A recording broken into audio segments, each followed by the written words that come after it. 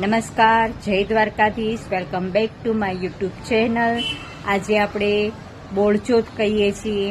એમાં વાછડાવાળી ગાય હોય, ગાયનું વાછરડું હોય, એની પૂજા કરવામાં આવે છે. ગાયના વાછરડાને કપાળે ચાંદલો કરવામાં આવે, નાગલા ચડાવવામાં આવે, પૂંછડાને થોડા દૂધ અને પાણીથી ધોઈને એનું પાણી પીવામાં આવે અને એની પ્રદક્ષિણા કરવામાં આવે. આ રીતે આપણે ગાયના વાછરડાની પૂજા કરીએ છીએ. ત્યારબાદ એની વાર્તા કરીએ છીએ. ત્યારબાદ આપણે જોવા જઈએ તો આજે ખંડાય નહીં, વટાય નહીં, કપાય નહીં. આપણું આ કાઠિયાવાડી સાઈડની આ બધી રીત રિવાજ છે. અને બાજરો, આપણે બાજરાના રોટલા ખાઈએ છીએ આ દિવસે, મગ ખાઈએ છીએ.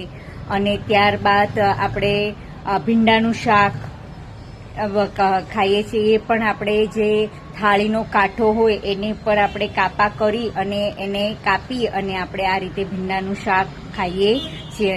અને તે દિવસે આપણે ઘણા એકટાણા કરે છે, ઘણા ઉપવાસ કરે છે અને વાર્તા કરે છે. અને જ્યારે તમે ગોળ અને ઘી ખાવામાં આવે છે, કાકડી પણ સાથે ખાય છે.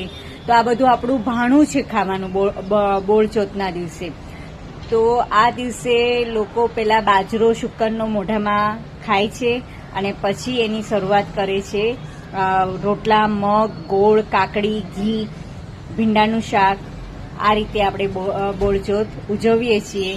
અને આ રીતે આપણે આ બોળચોથની વાર્તા કરીએ છીએ. તો તમે પણ જરૂરથી કોમેન્ટ કરજો કોણ કોણ બોળચોથ રહી છે અને કોણે કોણે આવી પૂજા કરી છે. ફરી પછી નવી લાઈવમાં પાછી જોડાઈશ. Thank you.